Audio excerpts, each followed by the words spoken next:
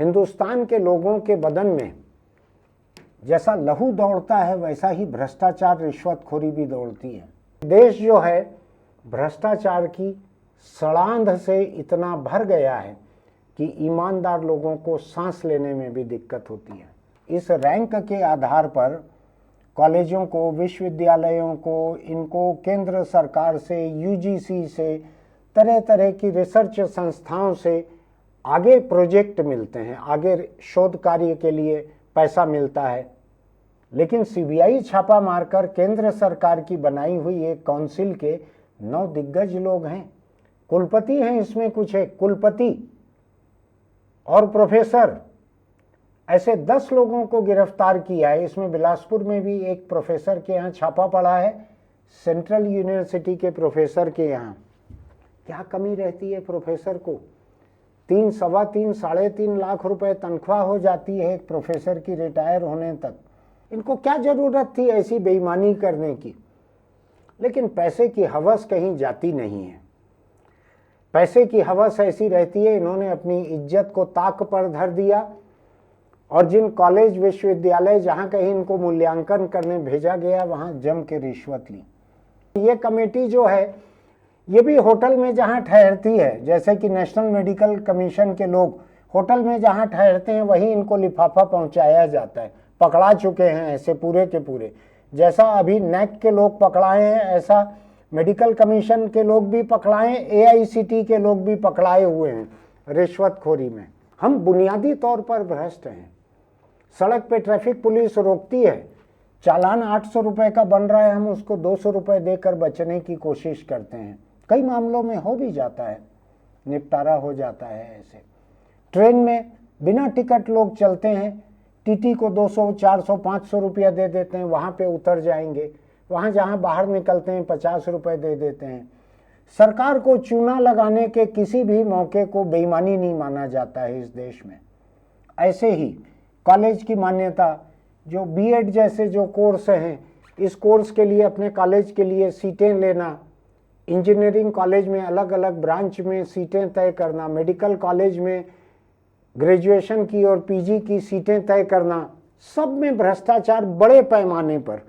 मेरा ये मानना है कि ऐसी बेईमानी को खत्म करने के लिए सरकार को ऐसे जितने मनोनयन किए जाते हैं रेगुलेटरी बॉडीज में, जो नियम लागू करने वाली जो संस्थाएं, इनमें जितने लोगों को बनाया जाता है, कुछ भी मनोनीत किया जाता है, इन सब की अनिवार्य रूप से निगरानी होनी चाहिए। नमस्कार, मैं छत्तीसगढ़ अखबार के यूट्यूब चैनल इंडिया आजकल के स्टूडियो से सुनील कुमार। पिछले 2 दिनों से एक खबर छाई हुई है हिंदुस्तान में, जो केंद्र सरकार की बनाई हुई एक संस्था है जिसको राष्ट्रीय मूल्यांकन एवं प्रत्यायन परिषद कहते हैं। ये थोड़ा कठिन है शब्द, इसको नैक कहते हैं, NAAC, नैक, जिसका फुल फॉर्म है national assessment and accreditation council. ये घूम घूम कर कॉलेजों और विश्वविद्यालयों को एक दर्जा देती है कि कॉलेज कितना अच्छा है, कितना काबिल है, कितना अच्छा काम कर रहा है, कितना रिसर्च कर रहा है, लाइब्रेरी कितनी अच्छी है, बिल्डिंग कैसी है, तो उनको रैंक मिलता है। रैंक, राष्ट्रीय स्तर पर रैंक मिलता है। तो ये रैंक केवल सम्मान के लिए, सामाजिक प्रतिष्ठा के लिए नहीं रहता है। इस रैंक के आधार पर कॉलेजों को, विश्वविद्यालयों को, इनको केंद्र सरकार से, यूजीसी से, तरह तरह की रिसर्च संस्थाओं से आगे प्रोजेक्ट मिलते हैं, आगे शोध कार्य के लिए पैसा मिलता है। ऐसा नैक मूल्यांकन करने वाली जो कमेटी है, जो काउंसिल है, परिषद, 9 राज्यों में सीबीआई ने छापा डाला। ध्यान रखिएगा, 9 राज्यों में सीबीआई ने छापा मारा, जिनमें छत्तीसगढ़ भी एक है। कुछ एक कुलपति गिरफ्तार हुए हैं। छत्तीसगढ़ में भी एक प्रोफेसर के यहाँ सीबीआई का छापा पड़ा है बिलासपुर में। और ये कमेटी जो है, ये परिषद की ये कमेटी जो है, देश में अलग अलग हिस्सों के लिए अलग अलग कमेटी बनती होगी। ये रिश्वत लेके उनका मूल्यांकन तय करती थी। मुझको पहले से मालूम था, ये जानकारी थी मेरे पास कि ये लोग रिश्वत लेते हैं। लेकिन सीबीआई छापा मारकर केंद्र सरकार की बनाई हुई एक काउंसिल के 9 दिग्गज लोग हैं, कुलपति हैं इसमें कुछ है, कुलपति और प्रोफेसर, ऐसे 10 लोगों को गिरफ्तार किया है। इसमें बिलासपुर में भी एक प्रोफेसर के यहाँ छापा पड़ा है, सेंट्रल यूनिवर्सिटी के प्रोफेसर के यहाँ। क्या कमी रहती है प्रोफेसर को? 3, सवा 3, 3.5 लाख रुपए तनख्वाह हो जाती है एक प्रोफेसर की रिटायर होने तक। कुलपति की और ज़्यादा रहती होगी तनख्वाह। गरीबी के कारण नहीं होता है ऐसा कि घर में ज़रूरत थी, माँ के इलाज के लिए पैसा नहीं था तो मैं बेईमान हो गया। मेरा तो मानना है ऐसी नौबत रहने पे अगर कोई क्राइम करे और पैसा जुटाए माँ बाप के इलाज के लिए तो मैं तो उसको जुर्म भी नहीं मानता, वो उनकी मजबूरी है। लेकिन जिन लोगों को, जिन प्रोफेसरों को, कुलपतियों को पूरा इलाज का पैसा है, रहने का इंतजाम है, 3, 3.5 लाख रुपए या उससे ज़्यादा तनख्वाह मिलती है, रिटायरमेंट होने पे पेंशन मिलती है, इनको क्या ज़रूरत थी ऐसी बेईमानी करने की? लेकिन पैसे की हवस कहीं जाती नहीं है। पैसे की हवस ऐसी रहती है, इन्होंने अपनी इज्जत को ताक पर धर दिया और जिन कॉलेज विश्वविद्यालय जहाँ कहीं इनको मूल्यांकन करने भेजा गया वहाँ जम के रिश्वत ली। हिंदुस्तान में मूल्यांकन करने वाली, मान्यता देने वाली जो कमेटियाँ हैं उनमें ये अनोखा मामला नहीं है नेक की कमेटी का। मैंने देखा हुआ है कि कॉलेजों में नेक का इंस्पेक्शन कहलाता है, उनका निरीक्षण। उसके लिए जब तैयारी चलती है कॉलेज में तो वहाँ पढ़ाने वाले लोग जो हैं रात रात जाग कर तैयारी करते हैं, चार्ट बनाते हैं, पावर पॉइंट प्रेजेंटेशन बनाते हैं, क्या क्या उपलब्धियां हैं कॉलेज की उसको लिखते हैं, प्रोफेसरों ने क्या क्या पढ़ाया है, कौन से उनके पेपर पब्लिश हुए हैं रिसर्च जर्नल्स में, ऐसा सब कुछ लिखते हैं। बड़ी मेहनत करते हैं रात रात भर, मैंने देखा हुआ है। लेकिन जब पैसा खा के मूल्यांकन किया जाता है तो मेहनत पूरी बेकार हो जाती है। कई ऐसे कॉलेज रहते हैं जो प्राइवेट कॉलेज हैं, उनको बड़ा ऊंचा रैंक मिलता है। फिर मुझको बाद में पता लगा कि दिल्ली वगैरह में कई ऐसी एजेंसियां काम करती हैं जिनका नाम एजेंसी है, काम दलाली का है, जो कॉलेजों में आके कहती है आपको नैक में A++ चाहिए तो हम दिलवा सकते हैं, इतना पैसा लगेगा। उसके बाद वो आपको कुछ तैयारी करने कहते हैं, कुछ जालसाजी से दस्तावेज बनाने कहते हैं और नेक की टीम को फिक्स करते हैं कि नेक की जो टीम वहाँ पे आएगी वो पैसा खा के आपको वो मूल्यांकन दे दे, आपका वैल्यूएशन बढ़ा जाए। ये बेईमानी, भ्रष्टाचार, रिश्वतखोरी खुलेआम चलती है। ठीक ऐसी ही रिश्वतखोरी हिंदुस्तान में जो सरकारी या प्राइवेट मेडिकल कॉलेज हैं, इनकी मान्यता के देने के लिए जो सरकार ने नेशनल मेडिकल कमीशन बनाया है वो भी करती है, यही काम करती है। इस कमेटी है नेशनल मेडिकल कमीशन जो है, इसके ऊपर भी कई बार छापे पड़ चुके हैं। ये कॉलेज में आती, देखती कितने प्रोफेसर हैं, कितने लेक्चरर हैं, कितने HOD हैं, सामान कितना है, मरीज कितने हैं, बिस्तर कितने हैं, नर्स कितनी है, ये सब देखते हैं, जांच करते हैं। सबके फर्जी आंकड़े भर के फर्जी मरीजों को एक दिन के लिए भर्ती किया जाता है, भाड़े पे लेके उनको रोजी देते हैं, उसको भर देते हैं पूरे अस्पताल को, सरकारी रहे कि प्राइवेट रहे। सरकारी अस्पतालों में भी ऐसा ही किया जाता है। भाड़े पे टीचर ले आते हैं, उनको रखते हैं, इस पूरे फर्जी वाले को अनदेखा करने के लिए और उसको मान्यता देने के लिए मोटी रिश्वत लेते हैं। सरकारी कॉलेजों से भी लेते हैं, सरकारी कॉलेज भी रिश्वत देते हैं। आप पूछेंगे सरकारी कॉलेज लाते कहाँ से हैं रिश्वत देने के लिए पैसा? तो इन दिनों छत्तीसगढ़ में बड़े पैमाने पे जो भ्रष्टाचार चल रहा है, मेडिकल भ्रष्टाचार, दवा खरीदी, उपकरण खरीदी, सभी तरह की खरीदी में जो भ्रष्टाचार की बड़ी बड़ी खबरें आ रही है, बड़ी बड़ी सैकड़ों करोड़ का भ्रष्टाचार, ये वहीं से घूम फिर के कहीं से निकलता है।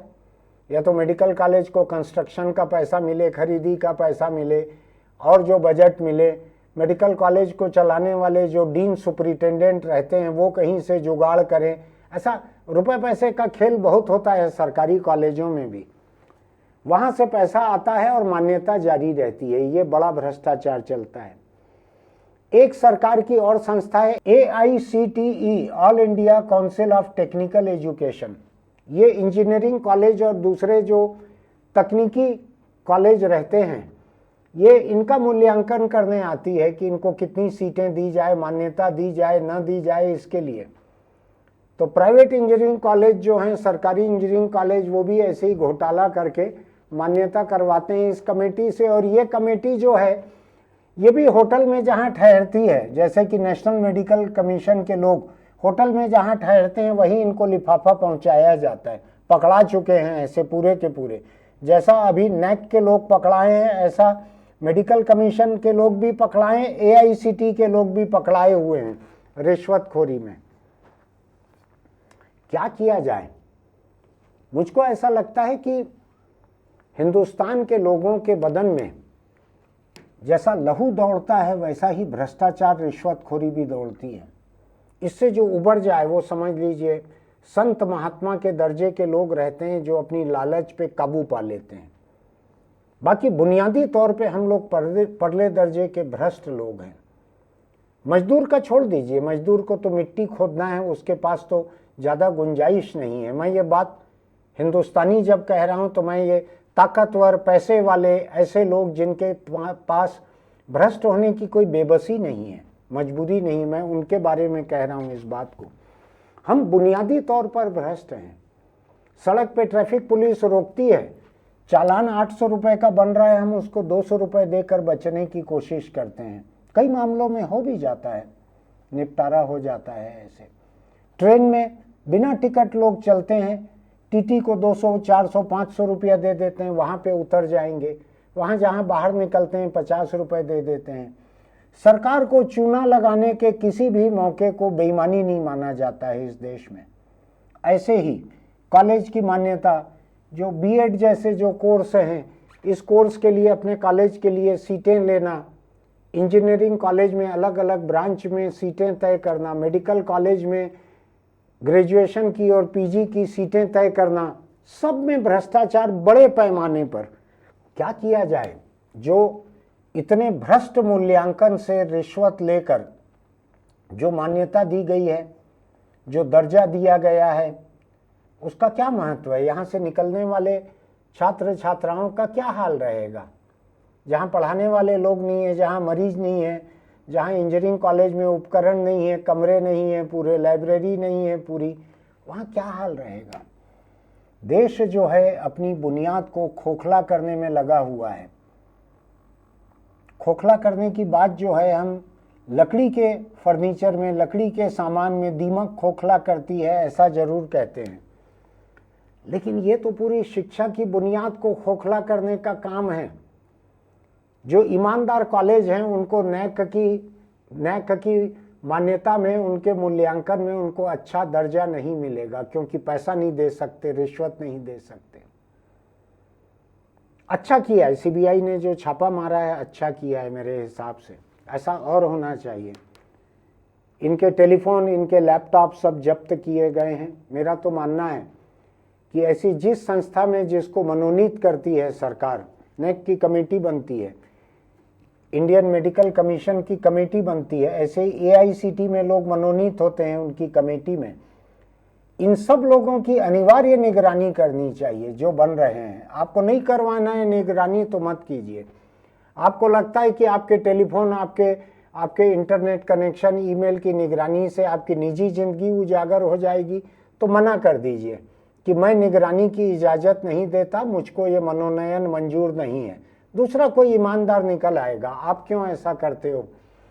तो मेरा ये मानना है कि ऐसी बेईमानी को ख़त्म करने के लिए सरकार को ऐसे जितने मनोनयन किए जाते हैं रेगुलेटरी बॉडीज़ में, जो नियम लागू करने वाली जो संस्थाएं, इनमें जितने लोगों को बनाया जाता है, कुछ भी मनोनीत किया जाता है, इन सब की अनिवार्य रूप से निगरानी होनी चाहिए। अगर आपका जीवन साफ सुथरा नहीं है तो आप मना कर दीजिए, मत बनिए इस कमेटी में, दूसरे लोग बन जाएंगे। ऐसा नहीं कि आपके अलावा कोई ईमानदार है ही नहीं, दूसरे लोग हो सकता है आपसे ज़्यादा ईमानदार हों। फिलहाल मैं खुश हूँ कि सीबीआई ने 9 राज्यों में छापा मारा है, नेक की टीम के 10 लोगों को पकड़ा है। एक छापा बिलासपुर में भी पड़ा है मेरे पास में, क्योंकि मैं देखते आ रहा था कि अलग अलग कॉलेज के लोग, काम करने वाले, रात दिन जाग कर किस तरह नेक के इंस्पेक्शन के लिए तैयारी करते हैं। उस पूरी तैयारी पर आप रिश्वत लेकर पानी फेर देते हैं। जो कॉलेज ईमानदारी से काम कर रहे हैं, जो रिश्वत नहीं दे रहे हैं, उनका कभी नंबर ही नहीं लगेगा, नंबर ही नहीं लगता। मेरा देखा हुआ है, कुछ एक कॉलेज हैरान करते हैं कि इनको ऊंचा दर्जा इतना ऊंचा कैसे मिल गया। तो मैंने पता लगाया, मुझको पता लगा कि दिल्ली की किसी एजेंसी को उन्होंने हायर किया था, दलाल को, और उन्होंने ये इंतजाम करवाया था पैसा लेकर। मत कीजिएगा ऐसा, चाहे आपको दर्जा ना मिले, चाहे मूल्यांकन आपका कम हो, कभी ना कभी तो होगा, कभी ना कभी तो बेईमान पकड़ाएंगे, धरे जाएंगे। और जैसा कि अभी अदालतों ने बार बार कहा है, रिश्वत लेने वाले लोगों पर ही मुकदमा नहीं चलेगा, रिश्वत देने वालों पर भी मुकदमा चलेगा। तो मेरा ये मानना है, जिन कॉलेजों ने, विश्वविद्यालयों ने ऐसी रिश्वत दी है, जिसने भी दी है, उनके ऊपर भी कार्रवाई होनी चाहिए। कोई मजबूरी नहीं रहती। अगर आपको नैक में अगर अच्छा दर्जा नहीं मिला है, रैंक अच्छा नहीं मिला है, तो आपका कॉलेज बंद नहीं हो जाता, आपकी नौकरी खत्म नहीं हो जाती, आप सुधार कर सकते हैं अगले साल तक। लेकिन रिश्वत मत दीजिए, भ्रष्टाचार मत कीजिए, इधर उधर से कमाई करके जेब का पैसा डालकर अपने कॉलेज को रैंक दिलाने की कोशिश मत कीजिए।